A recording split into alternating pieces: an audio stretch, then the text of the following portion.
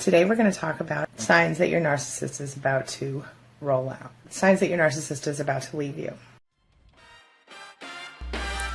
My name is Angie Atkinson, and this channel is all about teaching you what I know to be true. You really can create the life you want.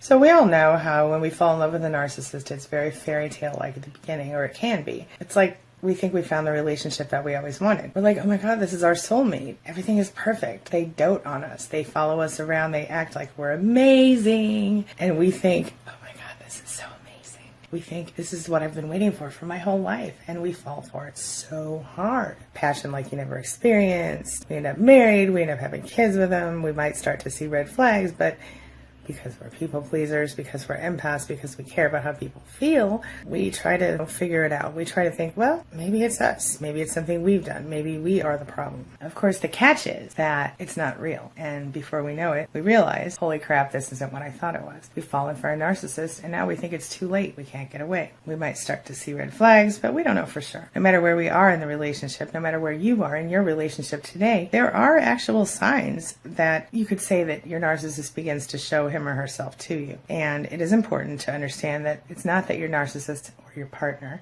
has been changing. It's more like they're kind of like a chameleon. They feel the need to blend in with people who are healthy, people who understand other people, people who are socially aware, because this way they are able to validate their false sense of self and make other people believe that it's legit and real. Of course, no matter where you are in your relationship, there are those actual signs where they become their narcissistic selves. Unfortunately, they don't get to hold up their facade for very long because they don't really know how. They can only hold it up for so long. They need new things. They need new people. They need new supply. And then they discard their existing supply, which at some point ends up being you. How do you know if a narcissist is about to leave you? Well, I'm going to give you some signs of that right now. But first, do you have your coffee? What's the first sign? When you first met your narcissist, you probably found yourself feeling amazing because your narcissist was like, oh my God, you're so smart. You're so good looking. You're so together. You're so different than my last supply. They don't use the word supply. Essentially, they love bomb you. They tell you you're amazing and wonderful, and you love that shit. And who wouldn't? Let's be honest. Who wouldn't love that? But what happens is that where you were once told, hey, you're smart, you're attractive, you're fun, you're so outgoing, you're so this, it's such a turn on. Your narcissist starts to see you as the opposite. They'll tell you that you're being smart means you're just really sneaky and cunning, and being attractive means you're trying to hit on people of the opposite or same sex, depending on your sexuality. Why do you need to put makeup on, or why do you need to wear cologne? La la la la la. Looking for excuses, or the wonderful traits they loved about you. Essentially, those things all get flipped around and turned into negative things. Now, those are the reasons your relationship must end, according to the narcissist. Next up, your success becomes a big threat to them. Maybe you got a promotion. Maybe you started your own business. Maybe you did something and somebody said, good job to you.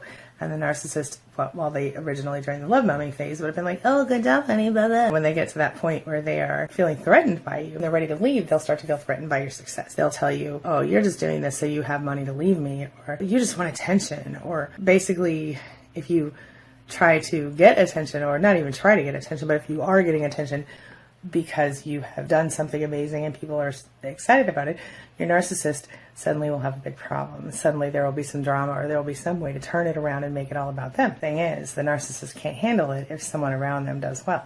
Whereas if it were you and your spouse got a promotion or a raise, or your narcissist, you would probably say, good job, I'm so proud of you, and mean it.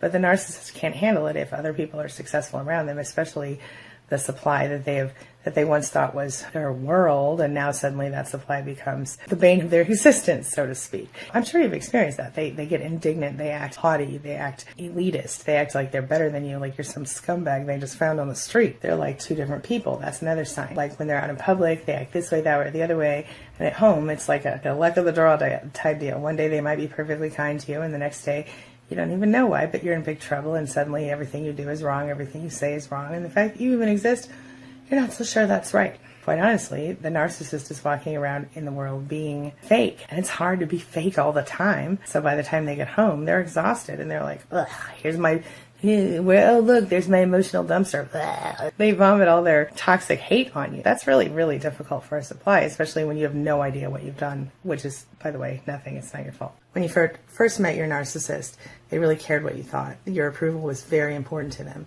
But if they're ready to go, your approval stops mattering, and they start not even acknowledging compliments that you give them. This is when they're acting disgusted. They're like, oh, I'm so way over you. You're almost, oh, too good. If you do try to reach out to them and connect with them, they are horrified, and they seek approval from people outside of you because they don't care about you anymore in their little mind. Of course, that could change, as y'all know. Narcissists go back and forth with their approval and their behavior. They'll look for someone whose approval they still crave, which will inevitably be a new person. This is sometimes why they cheat. Sometimes they're already cheating at this point. The final clue that I'm going to give you today is that when they're ready to go, they stop pretending to have empathy and they start not giving a shit. If you had a bad day at the office, you come home, you're like, oh my God, I'm so stressed out, I don't know what to do. Well, in the beginning of your relationship, they were like, oh, honey, let me hear about that. Tell me all about it. I'm here for you, blah, blah, blah. But by the end of the relationship, they're like, dude, are you kidding me? I totally had a worse day than you. Have you ever met somebody that does that? And they're like, you tell them, oh my gosh, this horrible thing happened, or this crazy thing happened. And they're like, oh yeah? You think that's bad? Listen to what happened to me, because I have a way worse story than that. Nobody needs that, you guys. Nobody needs that. The fact is, when you're in this situation, find yourself trying harder and harder. Please hear me. Please understand me. Please understand where I'm coming from. And the narcissist further backs off, further pushes you away. No matter how hard things are for you, it's just all about the narcissist. And this is, I think, the most difficult thing about loving a narcissist, because the fact of the matter is that when your emotional needs go unmet, if you're an empath like we are, you find yourself trying harder to get them met. And you don't even realize it. It's a double-edged sword. The very thing that attracted the narcissist to you becomes the thing that they resent about you the most. And that is so painful. When you kind of get onto them and you kind of realize what's happening and you say, hey, this is the deal, right? Why would you talk to me this way? I've done this and this and this. And if you start to point out the truth to them, of course, that's when they start the gaslighting and the discard phase and all of that. Because the fact is, you've exposed them. You have shown them a mirror of the truth, and they don't like that, my friend.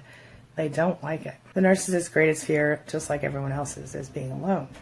But the narcissist has a real toxic spin on that, and they need to have a certain type of supply, and they need a lot of it. And that's why a lot of times they cheat, or they have unnaturally close relationships with their mothers or whatever. It leaves you as their partner feeling completely traumatized, abandoned, abused, discarded, confused, spinning. I can't tell you how many intelligent, attractive people I talk to every day who are like, I can't believe I fell for this. And it hurts me for them. But I want y'all to know, I happen to deal with a lot of people who deal with this stuff. And I happen to know that literally every one of my clients is intelligent, successful, and attractive in different ways. And that has to say something about the company in which you keep. I want you to know that you're not alone in this abuse. And, whether you're still in it or you're getting over it or you're going through it, I want you to know that there's hope for a better life. It can get better. All you have to do is take it. Take your life back. I promise. That's what I've got. As always, thank you for letting me be a part of your life and a part of your day. And hey, thanks for being a part of mine. It means more to me than I can say. Thank you. Talk to you soon. Have a wonderful day. It's my mission to teach others what I know to be true. You really can create the life you want. Take care of your body, take care of your soul, nurture the real you, and introduce him or her to the world. Be comfortable in your own skin and in your place in this world. Take your spot, take it now, and the universe will take its cue from you. You feel me?